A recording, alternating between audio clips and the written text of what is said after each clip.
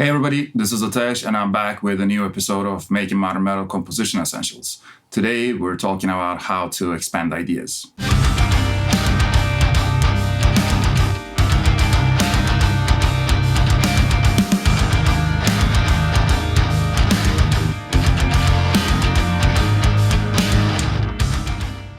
Welcome back, and if you're a first-time viewer, my name is Atesh and I make modern metal related composition and production videos.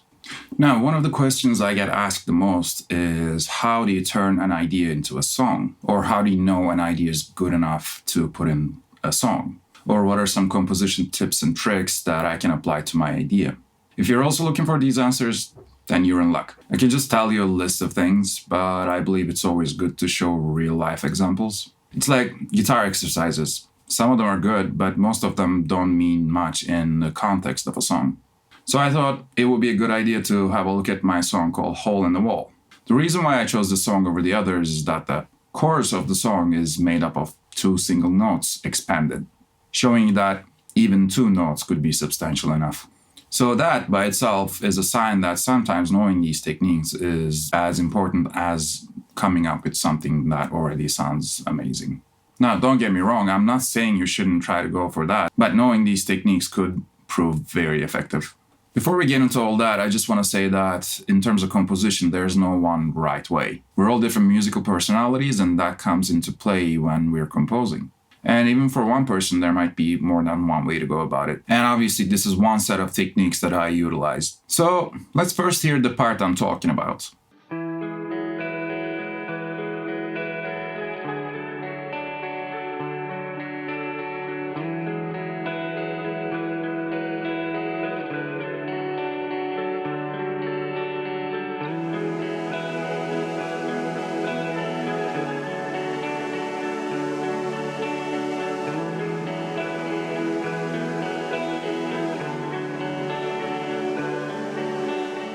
What's happening here could be boiled down to 2 single notes.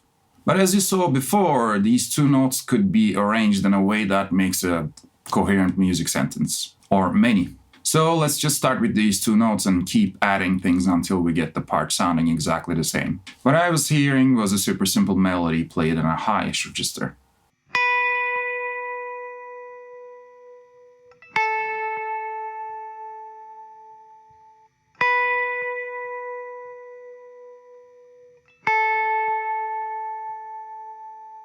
And then naturally, I needed some harmonic content, so I added some single notes, a fifth apart, and an octave. So essentially, it sounds like a wider power chord than a higher register.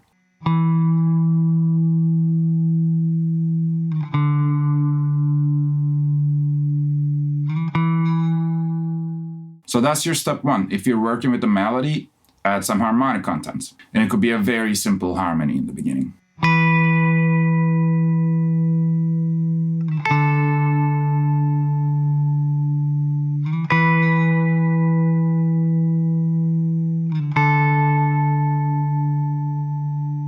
Now, at this point, I should mention this wasn't the first thing I was writing for this song. I had some ideas, and I knew that the song was in C-sharp jazz, also as known as Phrygian dominant.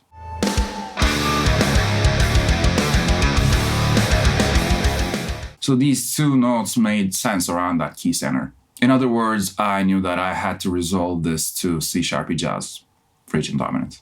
So, okay, at this point, I have a melody of 2 notes and a rhythm part of 2 notes. What I was hearing was a clean arpeggiated guitar part, and I found this cool arpeggio.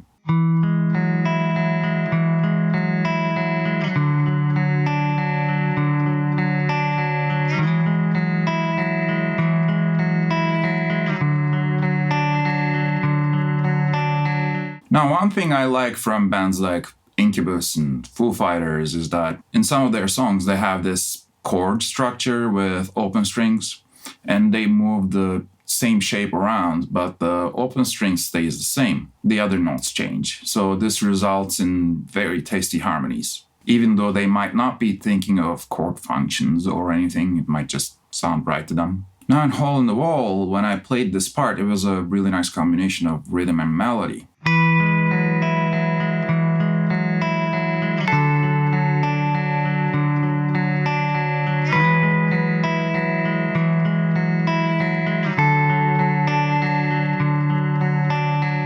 problem was that the melody was a little too stable and lacked movement.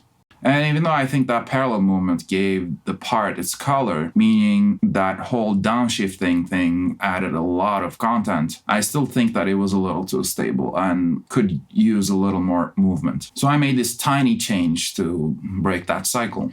Now with this addition, the melody first went down 2 notes, and by the time the chord changes, the melody went back up after just taking a little pause at the note in the bottom. This created an opposite movement and broke that cycle a little bit.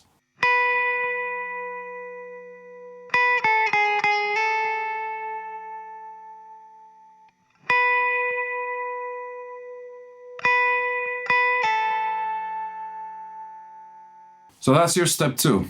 Play around with the direction of the melody. You might find that the tiniest change could save you. In this case, I thought it was doing exactly what I wanted to do.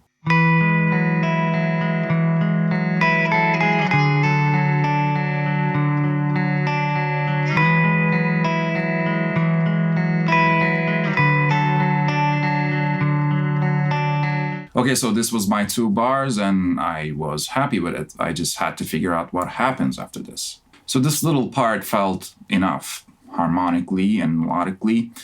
I just needed to do 2 more things. First, I had to decide how long it was going to be. And it didn't really feel like it needed more chords. And since I decided that, I thought, well, let's repeat this. And that's your step 3. If you're doing something chord-based, decide on how many chords you want in one turn. Usually it's 4 chords, right? Then something might change, but the beginning point is like 4 chords. But that doesn't have to be the case all the time. Usually people add, but in this case, limiting this idea to 2 chords created this infinite loop thing. As Adam Neely would say, repetition legitimizes, repetition legitimizes, repetition legitimizes. Okay, so now I know that it's going to go back and forth between these 2 chords, at least for some time. But when I did that, it felt a little too repetitive. Yes, repetition does legitimize, but more in cases like, say, you're soloing over 4 chords, and you might stick to one idea that you play over and over on top of different chords. In my case, this part needed the tiniest change in there. And I'm not talking about changing things drastically. I'm talking about keeping the things as they are and like just changing one little thing, just adding a little color. So in the second round of these chords, I changed the chords into sus chords.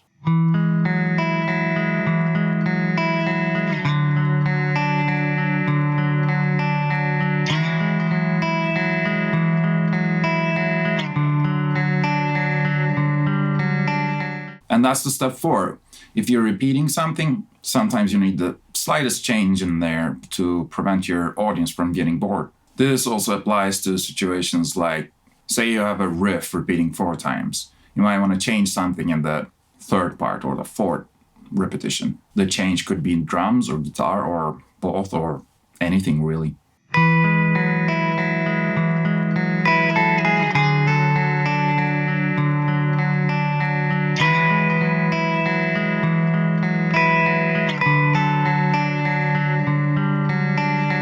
Then I thought, okay, this is finally getting in shape.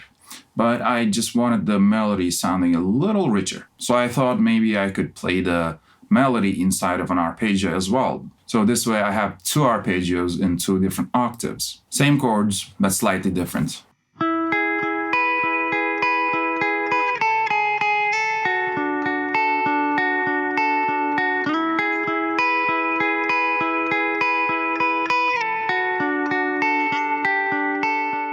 Main difference being the rhythm part doesn't play the fifths, which is where the melody is located. You only hear the fifths in the higher part arpeggio. And that's the step 5. Decide how rich you want something to sound.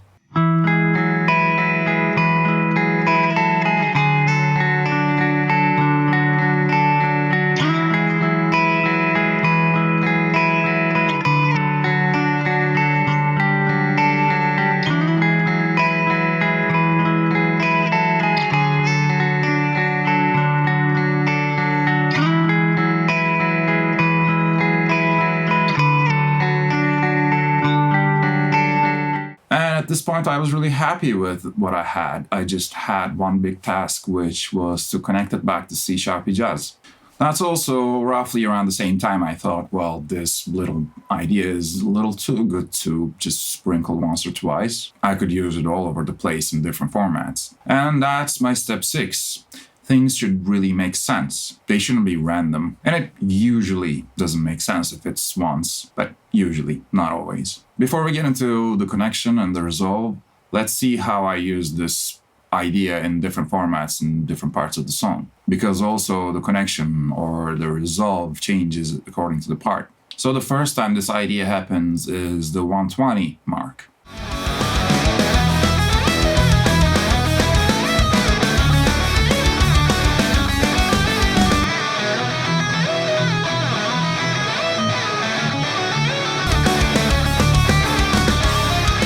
Even though this part comes earlier, I made this after I made the clean arpeggiated part. If you listen to the rhythm guitars, it's the same 2 chords from the clean part. And there are 3 main differences: energy, different rhythm, and added chords. So that's your step 7.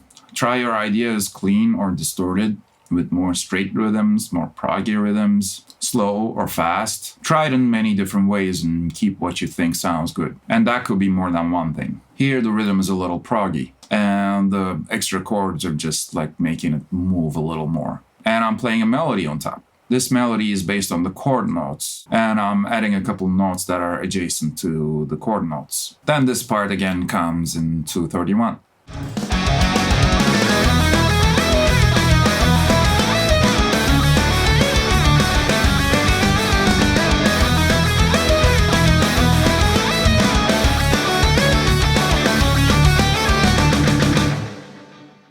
And at 402 mark, it comes back in a different form. This time with more straight rhythms, but full-on drums and distorted guitars. This is what I consider to be the song's chorus.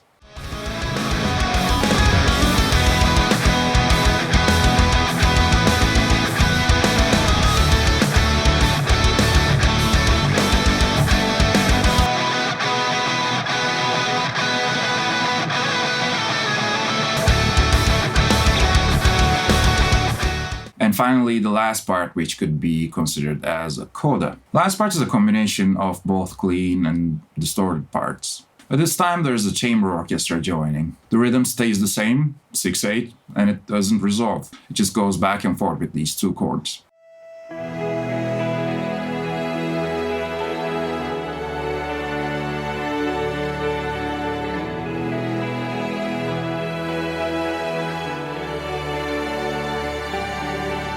And in the distorted part, I played a closing solo since it was also the closing element of the EP.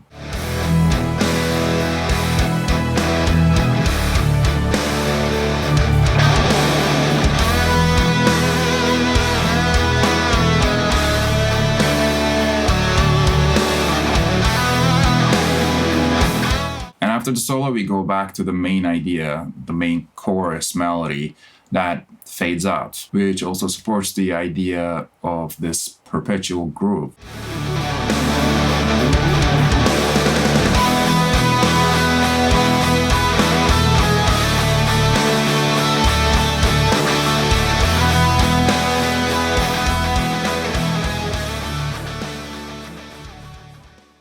And that's your step 8, combining ideas. And even 9, mixing could be an element of composition as well. But the step 9 is a huge topic that I actually want to talk about in detail in the future. Now let's quickly have a look at how I resolve these ideas. The song is mainly in Hijaz, Phrygian dominant, but it goes back and forth with regular Phrygian as well, meaning the 3rd degree of the scale changes. Sometimes it's sharp, sometimes it's not. In any case, when I play the idea, it just fits in. It doesn't sound out of place. The first time it comes in at 120 mark, it just connects directly from the 2nd degree to the 1st degree of the scale.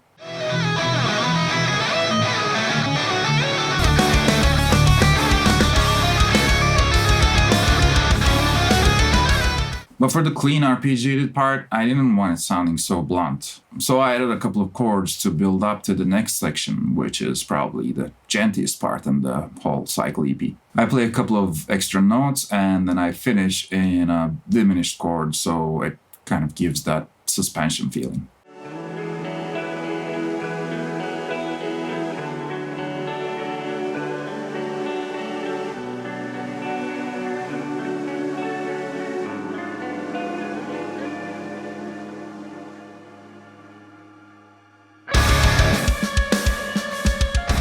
And in the chorus part, I did a combination of both.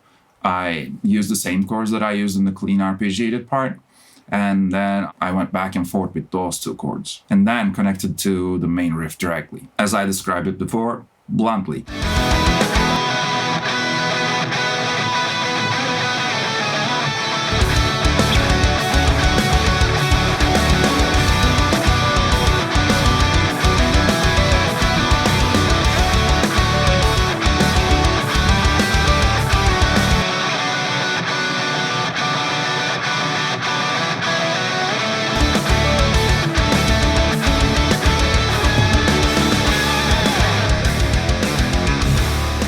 And finally, in the coda part, I didn't add anything.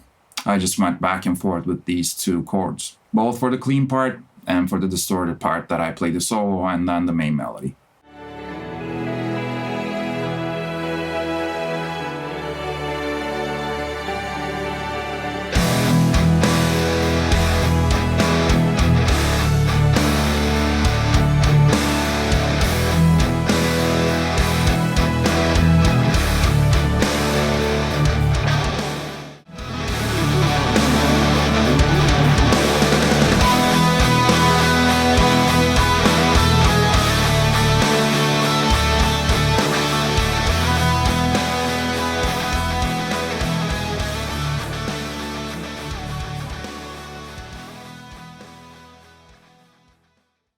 Alright, I hope this video gives a little insight on how to expand ideas and how to use these ideas in different formats by just changing little things. So let's go over the list one more time. 1. Add harmony to your melody. Number 2. Play around with the direction of the melody. You might find out the tiniest move can save your melody. Number 3. If you're doing something chord-based, decide how many chords you want in one turn.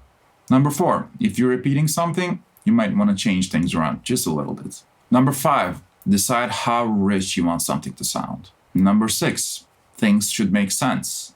They shouldn't be random, mostly. Number 7, try your idea in different forms. Number 8, combine ideas. And number 9, mix could be an element of composition.